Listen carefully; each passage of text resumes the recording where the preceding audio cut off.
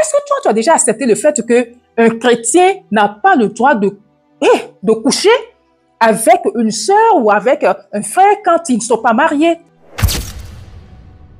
Le Seigneur est mon berger, jamais je ne manquerai de rien.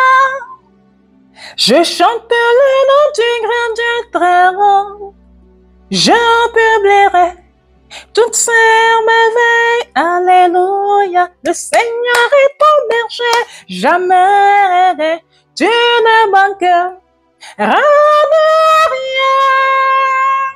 Tu chantes le nom du grand Dieu très haut, tu publieras toutes ces merveilles. Bonjour, bonjour, bonjour et bienvenue sur Pédivé, votre plateforme de méditation quotidienne. Aujourd'hui, vous l'aurez compris, on parle du bon berger qui est l'Éternel, qui est notre Dieu Jéhovah, d'où le thème intitulé Jéhovah Rohi. Jéhovah Rohi. Un verset, comme d'habitude, tiré du livre d'Ésaïe, Ésaïe, le chapitre 40, verset 11, qui dit « Comme un berger, il paîtra son troupeau, il prendra les agneaux dans ses bras et les portera dans son sein. Il conduira les brebis qui allaitent. » Un second verset que j'ai déjà chanté, qui est tiré du livre de Psaume, Psaume 23, le verset 1 qui dit « L'Éternel est mon berger, je ne manquerai de rien. L'Éternel est mon berger, je ne manquerai de rien. » Alors, qui a écrit ce psaume-là? Il s'agit du psaume de David. D'où est venue cette idée? Pourquoi David est arrivé à cette conclusion? Vous le savez, pour les amoureux de la Bible, pour ceux qui lisent leur Bible, vous savez bien que David était désigné au sein de ses frères pour garder les brebis de la famille, pour garder les brebis de son père. Pas très lointain, quand il va dans la brousse, des fois il fait des joints à garder les brebis, ok? Donc, on nous dit, la parole de Dieu nous dit qu'il fut une fois, il y a un ours qui s'est approché des brebis pour vouloir dévorer une dedans, mais qu'est-ce que David a fait?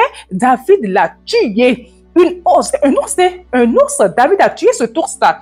Alors, j'aimerais bien que vous vous rendiez compte de la force, d'accord, que David a déployée pour le tuer. Vous vous rendez compte de toute cette volonté de ne pas laisser un prédateur finir avec la vie d'une brebis. Une brebis, je sais pas, un ours, tapez sur Google pour voir c'est quoi sa taille approximativement. La taille de l'ours, c'est combien? Et puis, le poids et tout et tout. Mais il n'a pas eu peur, en fait.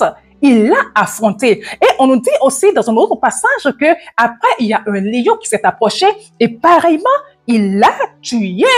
Il n'a pas voulu que ce lion dévore la brebis en question. Alors, nous savons tous que le lion est le roi de la forêt, hein, qui s'arrête devant un lion. Qui?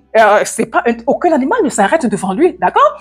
Les hommes aussi ont peur quand on va pas dire aux hommes qu'il y a un lion qui est apparu hein, dans ce quartier et les gens ne vont pas fuir. Tout le monde va fuir et fermer la porte parce que toute personne n'a envie d'être dévorée. Mais celui-là, ce jeune, il a tenu tête, il l'a tué, il a tenu tête à cet animal-là, il l'a affronté, il l'a tué. Pourquoi est-ce que ça a été ainsi? Parce que David aime ses brebis. David ne veut pas que quelque chose leur arrive en fait.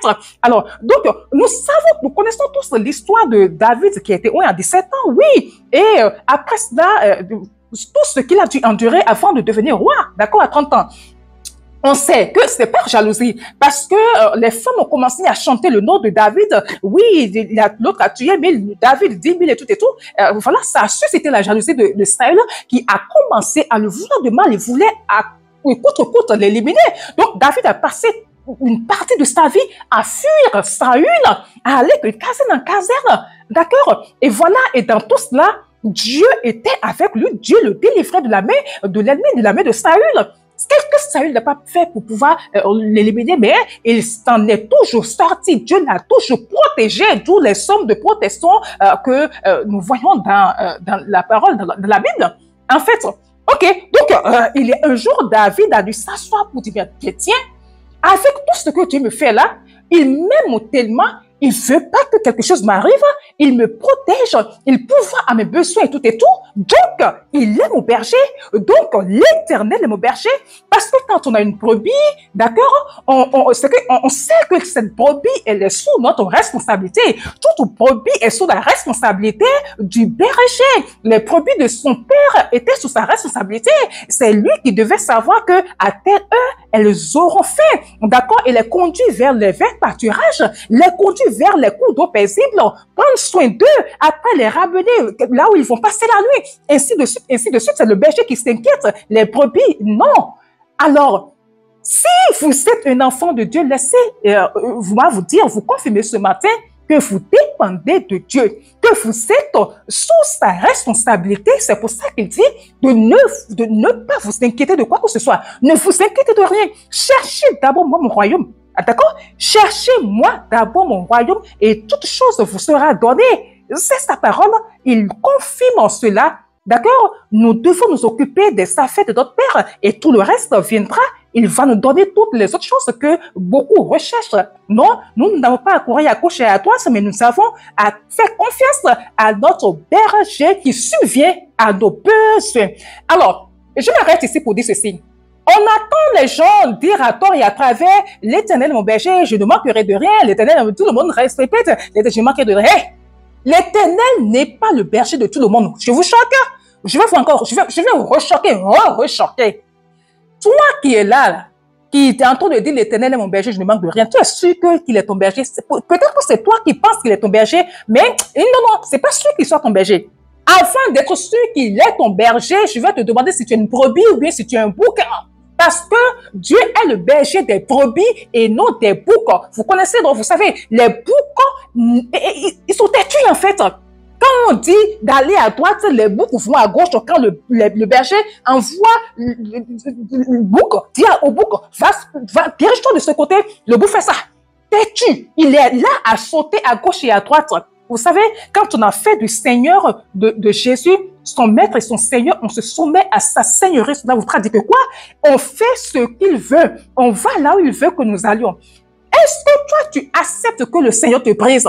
Depuis que tu es né de nouveau et que le Seigneur veut te modeler, est-ce que tu as accepté? Est-ce que tu acceptes qu'il le fasse? La parole de Dieu nous dit que nous sommes de l'argile dans la main du potier et le potier, c'est Dieu.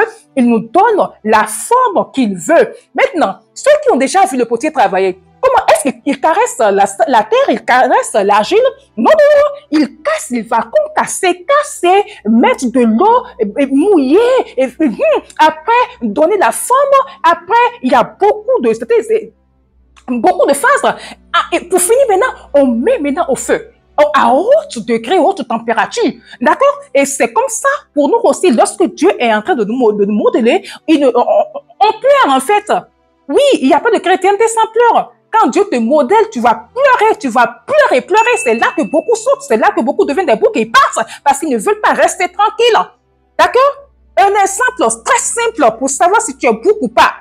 Est-ce que toi, tu as déjà accepté le fait qu'un chrétien n'a pas le droit de coucher avec une sœur ou avec un frère quand ils ne sont pas mariés? Est-ce que tu l'as déjà accepté? Ça, c'est un exemple simple. J'ai pris cet exemple parce que c'est ça qui casse toute la grande cadre de nos sociétés aujourd'hui. C'est devenu normal. D'accord? Aujourd'hui, c'est normal. Si tu dis à quelqu'un, quitte-la.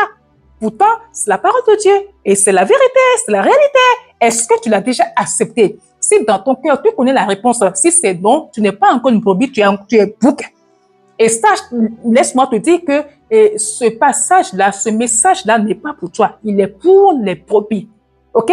Il dit, sa parole nous dit que les brebis entendent sa voix. Il dit, les brebis entendent ma voix. Toi, tu refuses d'entendre sa voix. Sa voix, c'est où? C'est dans la Bible. Sa voix, c'est ses commandements, c'est ses lois, c'est ses prescriptions qui sont dans la Bible.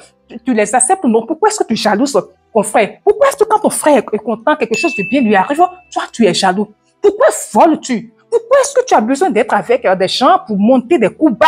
Pourquoi dis-tu que tu es chrétien? Mais tu es tout le temps dans les... à passer du sucre derrière le dos de tes frères, à parler mal de tes frères. Pourquoi vite dans tes trucs-là? Non. Une brebis ne fait pas ça. Une brebis ne fait pas ça. Si tu es dans ce cas-là, sache que franchement, que tu ne peux pas, Dieu ne pourra jamais être ton berger. J'ai déjà posé la question. À toi de répondre. Est-ce que tu es une brebis ou un bouc? Tu connais la réponse. Si tu es une brebis, bravo. Le Seigneur ne te laissera pas. Il subviendra à tes besoins. Mais si tu es un bouc, sache que tu n'as rien à faire avec Dieu, en fait. Tu peux peut-être avoir des choses et tout, mais tu ne vas pas vivre dans la volonté parfaite de Dieu. En fait, il y a des gens qui pensent que c'est parce qu'ils ont des choses, d'accord? Ils sont dans l'adultère, ils sont dans la fornication, ils sont dans le mensonge, dans le meurtre, et ainsi de suite, ainsi de suite. Mais quand même, ils ont tout. Et ils pensent que c'est un leurre. Nous, on fait tout ça, mais bon, on a tout ça. Attendez, Dieu, il est patient. Il est très patient. Il a dit qu'à la fin, il va séparer les boucs des brebis. Le bon grain de l'ivraie. Il est très, très patient. Ne l'oubliez jamais. Alors, on va s'arrêter ici et la petite prière qu'on va faire est ceci. Berger de mon âme, je te donne plein contrôle aujourd'hui, d'accord, et toujours. Je te donne plein contrôle parce que si je me laisse à toi, tu vas toujours me conduire à bon port. Allez, bonne méditation à vous. Surtout, soyez des brebis pour que l'Éternel soit votre berger. Et bonne journée à vous. On va se dire à demain par la grâce de Dieu pour une autre méditation. Je vous aime de l'amour du Christ. Bisous et shalom chez vous. Shalom, shalom.